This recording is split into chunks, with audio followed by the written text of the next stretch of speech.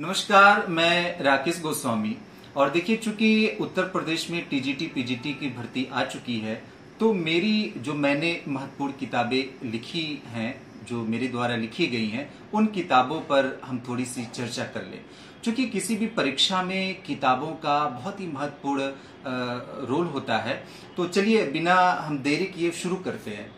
ये आप देखेंगे कला रिवीजन नोट्स, बहुत ही इंपॉर्टेंट है, एक तरह से कला की बाइबिल।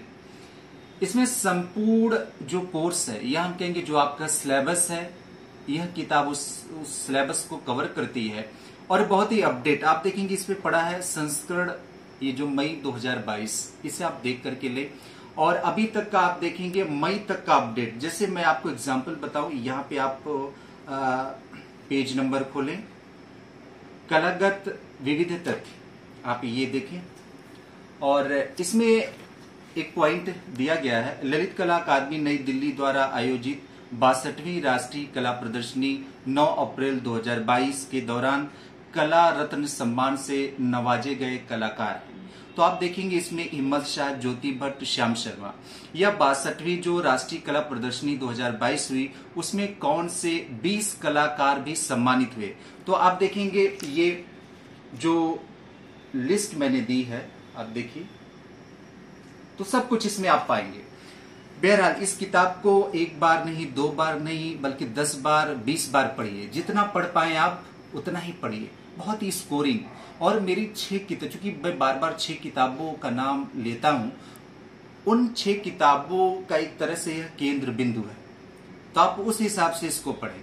अच्छा, दूसरी जो हमारी चर्चित किताब रही है, भारतीय आधुनिक समकालीन कलाकार खंड, एक बहुत ही महत्वपूर्ण किताब है।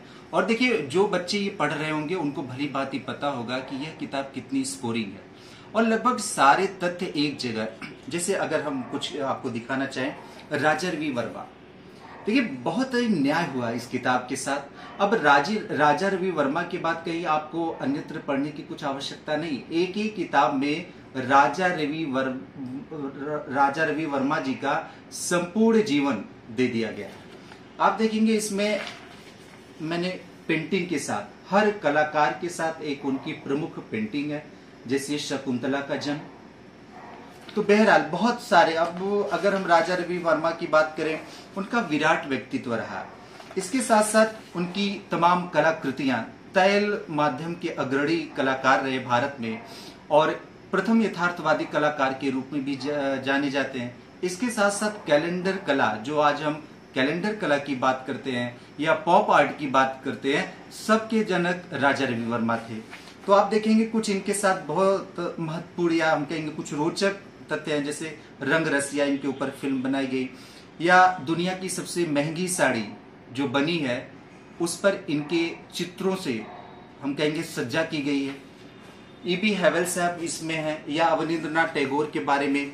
तो लगभग आप, जैसे मैंने रविन्द्रनाथ टैगोर के बारे में लिखा हुआ, आप इसमें देखेंगे, चूंकि ये महान शख्सियत थे, विभूति थे, और कवि और साहित्यकार तो थे ही अच्छे, उसके साथ साथ इन्होंने अपने जीवन के अंतिम पड़ाव पर चित्रकारी शुरू की। इन्हें चित्रकारी का शौक लगा और उसे बखूबी इन्होंने निभाया, और भारत के पहले आधुनिक चित्रकार कहलाने का दर्जा हासिल किया।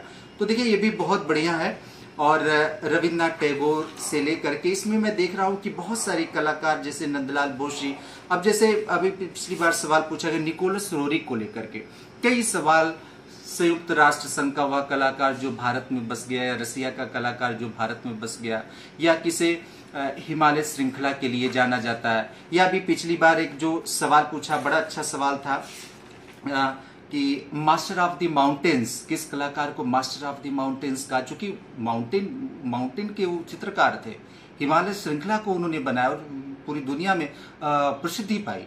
तो इस तरह से निकोलस रोरिक से लेकर के, अब नंदलाल बोस को आप जानते हैं, गांधी जी के बहुत ही निकट थे, और एक तरह से राष्ट्रवाद कूट कूट करके भरा हुआ था। आप देखेंगे देश में उस समय जो तमाम कांग्रेस के अधिवेशन होते थे, उसके पांडाल की साज सज्जा करते थे। इसके साथ आप याद करिए, जब दांडी मार्च में इन्होंने उस दौरान, जब गांधी जी ने दांडी मार्च किया था, उस दौरान इन्होंने लिनो कट माध्यम में अपनी एक ख्यात कलाकृति बनाई थी दांडी मार्च, जो कि राष्ट्रीय आधुनिक कला संग्रहालय नई दिल्ली। और चूंकि भित्ति चित्रों में इनकी काफी रुचि थी और यही कारण है, देखिए अजंता में जब ये लौट करके मतलब काम करके लौटे, उसके साथ साथ तमाम देखेंगे शांति निकेतन में भी इन्होंने कुछ काम किए। इसके साथ साथ जो बड़ौदा का कीर्ति मंदिर है वहां पर इन्होंने अपना विख्यात मीरा पैनल को बनाया। तो इनका भी जीवन विराट है, इनके बारे में पढ़िए, आप देखेंगे बहुत बढ़िया इस पे काम हुआ है। और इनका एक चित्र है कृष्ण और अर्जुन।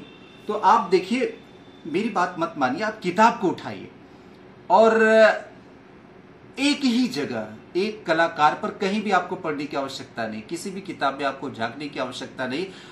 कमोबेश सारी चीजें ये, चूंकि हर कलाकार के बारे में मैं नहीं बता सकता। मैंने इसमें आप देखेंगे लगभग कितने कलाकार दिए हैं, 57 कलाकार, गुलाम मोहम्मद शेख तक 57 कलाकार, और लगभग हर कलाकार अपने आप में महत्वपूर्ण है। जैसे हम अमृता शेरगिल की बात करें तो बहुत सारी भ्रांतियां हैं। अच्छा, लोग शोध करके नहीं लिखते, वो 2-4 किताबें जुटा ली और काम कर गए। मैं आपको बताऊं, इलाहाबाद में जो अमृता शेरगिल की प्रदर्शनी हुई थी, आप देखेंगे बहुत सारी किताबों में बड़ा सब गड़बड़ लिखा हुआ है। पहली प्रदर्शनी इनकी कब हुई, या अमृता शेरगिल भारत कब लौटी थी, या इनके चित्रों का विषय क्या था, सब कुछ इसमें मैंने दिया हुआ है बड़े बारीकी से, बहुत ही परीक्षण करके। उसे आप पढ़िए और लाभ उठाइए। के हैबार के बारे में बहुत सारी विसंगति है, मैं आपको बता दूं। सिंगिंग लाइंस, इनके ऊपर मुल्कराज आनंद ने एक किताब संपादित की है और उन्होंने दिखाया कि कैसे अंतिम समय में इनकी जो रेखाएं हैं शास्त्रीय, मतलब सिंगिंग्स, देखिए you can relate singings, it means musical. आप जब इनकी रेखाओं को देखेंगे, एक रिदम है, एक प्रवाह है, एक हम कहेंगे शास्त्रीय परंपरा दिखती है उनमें।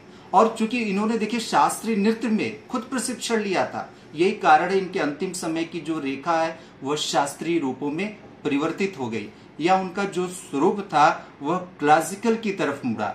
बहरहाल बहुत सारे इसमें काम है, जैसे अभी के हैबार के बारे में, बांग्लादेश का जन्म। पिछली बार मैंने इस किताब को निकाला था, तभी मैंने बता दिया था कि इस किताब को आप पढ़िए, अगर आप पढ़ के गए होते यह सवाल आपका गलत नहीं होता। तो बहरहाल इसका देखिए दूसरा पार्ट है, इसे आप देखें, ये भी बहुत बढ़िया काम है इसमें। और आप देखिए इसमें मैंने लगभग इसमें मैंने गुरु चरण सिंह से लेकर के इसमें बहुत सारे केसेस, पनिक्कर हैं, डॉक्टर जगदीश गुप्त हैं, तैयब मेहता जी हैं, रामचंद्र शुक्ल हैं, कुछ और कलाकारों को मैंने बाद में जोड़ा। कुल मिलाकर के डॉक्टर अवधेश मिश्रा तक इसमें 54 कलाकार हैं। इसे खूब लाभ उठाइए। और सबसे बड़ी बात देखिए, पीछे कुछ सवाल आपके लिए हैं, कुछ महत्वपूर्ण सवाल हैं, आप इन्हें भी पढ़ते चलिए।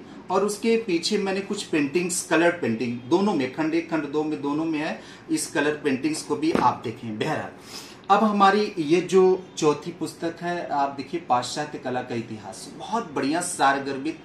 आप पढ़े होंगे तो आपको लग रहा होगा कि सर ने कितना मेहनत किया हुआ इस किताब में भी, और बहुत ही सारगर्भित। और आप देखेंगे एक एक चीज, जैसे अगर हम देखिए यहाँ पे मैंने दिया ईसा का अंतिम भोज, तो आप देखेंगे इस चित्र का संपूर्ण विवरण। और यही सवाल भी पूछा जाता है, माध्यम क्या, जैसे एक बार सवाल पूछा गया इसका माध्यम क्या है, लास्ट सप्र का माध्यम क्या है, फ्रेस्को है। तो सब कुछ आप पढ़िए, चूंकि यह भी किताब आपके लिए बहुत ही इंपॉर्टेंट है, बहुत ही जतन से मैंने लिखा हुआ है। और सब जितने टॉपिक हैं, टॉपिक के अंत में मैंने वस्तुनिष्ठ सवालों को दिया, इसे भी आप देखिए, बहुत बढ़िया किताब है। अच्छा, ये जो प्रैक्टिस सेट आप देखेंगे, भाग 1 की मैं बात कर लूं, जो बच्चे टीजीटी पीजीटी या कोई भी परीक्षा राजस्थान में भर्ती हो चल रही है, या डीएसएसबी केवीएस में भी भर्ती हो रही है, हर जगह ये काम करेगी। यूजीसी नेट में भी ये काम करेगी परीक्षा, सारी मेरी किताबें हर जगह काम कर सकती हैं। तो आप देखिए ये जैसे प्रैक्टिस सेट्स है। अब प्रैक्टिस सेट्स मैंने पिछली बार निकाला तो बहुत लोगों ने नहीं पढ़ा कि नहीं पढ़ा, लेकिन मैं आपको बताऊं बहुत सारे सवाल इससे आए हुए थे। जो बच्चे पढ़ के गए होंगे उनको जरूर लाभ मिला होगा। इसमें 20 सेट्स हैं, आपको मैं दिखा दूं, ये सब 20 सेट्स हैं इसमें, और इसे बहुत ही आनंद के साथ पढ़िए। अच्छा, इसी का एक दूसरा हिस्सा है, दूसरा भाग है प्रैक्टिस सेट भाग 2। इसमें 30 सेट्स हैं, इसे भी जो है सवाल जितने हैं सब इसमें दिए गए हैं, सब महत्वपूर्ण। और सबसे बड़ी बात की अपडेट, जो समसामयिक चीजें हैं या कलागत गतिविधियां हैं, सबको मैंने इन पुस्तकों में शामिल किया हुआ। तो देखिए, अब आपके पास समय नहीं है, आज ही से, चूंकि सीट बहुत कम है, आज ही से आप लगेंगे तभी आपका काम हो पाएगा, मतलब जो आपका उद्देश्य है उसकी पूर्ति हो पाएगी।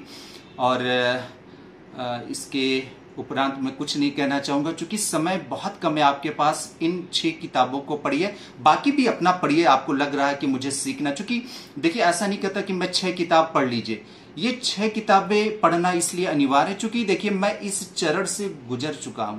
जिस परीक्षा की तैयारी आप कर रहे हैं, उस परीक्षा को मैंने कई बार क्वालिफाई किया, और जो मेरा अनुभव है वही अनुभव इन किताबों में मैंने पिरोया हुआ है। तो इससे ये साबित होता है कि कहीं ना कहीं इसमें मेहनत का काम जरूर है। आपको दिखेगा भी जब आप पढ़ेंगे, तो इस मेरी मेहनत को आप देख पाएंगे। और बहुत सारे बच्चे इन्हीं किताबों को पढ़ करके सफल हो चुके हैं, यह भी कटु सत्य है। तो चलिए, बिना देर किए आप जाइए, दुकानों पर जाइए, इन 6 किताबों को लेकर के गहन अध्ययन करना शुरू करिए। हवाई नहीं, ऐसा भी नहीं करिए कि किताब ला करके आप कहीं रख दीजिए और हो गया। नहीं, आप किताब ले आ रहे हैं, एक एक करके आप एक टाइम टेबल फिक्स करिए। उस टाइम टेबल के तहत, मतलब जो आप चार्ट बनाएंगे, घंटे 2 घंटे का, आप 6 किताबों का एक चार्ट बल्कि बना लीजिए, और 1-1 घंटे 2-2 घंटे आप इन किताबों को दीजिए। और इसके उपरांत भी आपकी कुछ इच्छा है बची हुई कि और कुछ मुझे सीखना चाहिए, तो मार्केट में भी और भी किताबें हैं, आप उन्हें भी देख सकते हैं। लेकिन सबसे पहले इन किताबों का आप अध्ययन करें, फिर उसके बाद बताएं कि सर मुझे क्या करना है। तो आज यहीं तक चलता हूं, नमस्कार।